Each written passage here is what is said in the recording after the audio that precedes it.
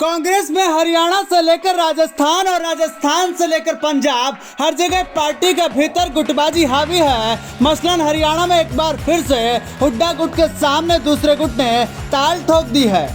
हालांकि हरियाणा कांग्रेस की गुटबाजी कोई नई बात नहीं है। बीते दौर में भी हुड्डा की ताकत के आगे कई दिग्गजों ने घुटने टेक दिए हैं तो कई पार्टी छोड़कर जा चुके हैं, जिनमें हरियाणा कांग्रेस के पूर्व अध्यक्ष रहे अशोक तंवर से लेकर पूर्व मुख्यमंत्री के बेटे कुलदीप बिश्नोई तक शामिल है।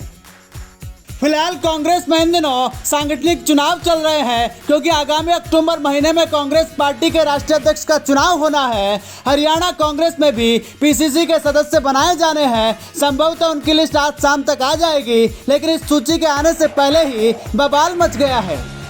लिहाजा पीसीसी सदस्यों की सूची जारी करने से पहले हरियाणा कांग्रेस कमेटी की एक बैठक आयोजित की जाएगी, जिसमें डेलीगेट की सूची जारी करने के साथ ही पार्टी हाईकमान के पक्ष में सिंगल लाइन प्रस्ताव पारित किया जाएगा।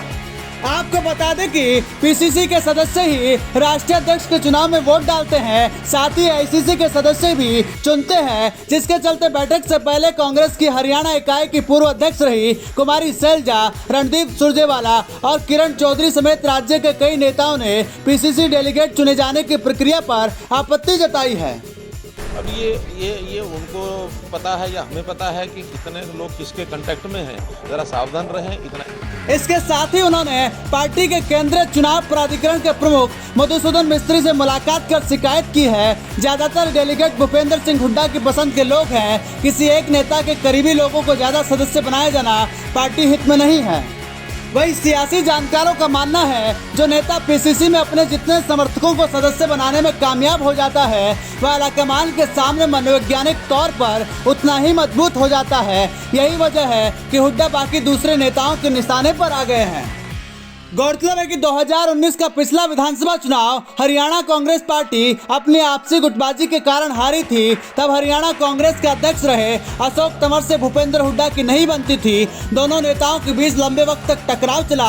आखिरकार अशोक तंवर ने पार्टी छोड़ी। आजकल वे आम आदमी पार्टी के साथ हैं। तब हुड्डा ने पूर्व मंत्री कुमारी सैलजा को अध्यक्ष बनाया था, लेकिन बीते दिनों उनसे भी टकराव के चलते चौधरी उदयभान सिंह को हरियाणा कांग्रेस का अध्यक्ष बनाया गया। आपको बता दें कि पिछले दिनों राज्यसभा चुनाव के दौरान क्रॉस वोटिंग करने वाले कुलदीप बिश्नोई भी हरियाणा कांग्रेस का अध्यक्ष नहीं बनाने के चलते पार्टी छोड़कर भाजपा में जा चुके हैं। इसके अलावा हरियाणा कांग्रेस के प्रभारी विवेक बंसल भी लगातार पार्टी के कई प्रमुख कार्यक्रमों में नहीं बुलाए जा रहे हैं। ये तमाम वो कारण है जो हरियाणा कांग्रेस की फूट को जगजाहिर करते हैं। खैर, इन दिनों कांग्रेस में केवल हरियाणा में ही फूट नहीं है, बल्कि एक के बाद एक राज्य दर राज्य कांग्रेस में भारी गुटबाजी है।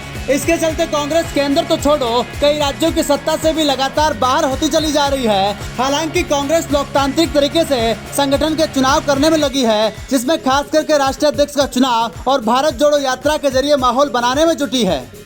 लेकिन दूसरी तरफ अलग अलग राज्यों की गुटबाजी कांग्रेस को नुकसान पहुंचा रही है। उम्मीद है हरियाणा कांग्रेस 2019 के चुनाव में की गई गलतियों को दुरुस्त करके 2024 में मजबूती के साथ चुनाव लड़ेगी। ब्यूरो रिपोर्ट, संसार क्रांति न्यूज।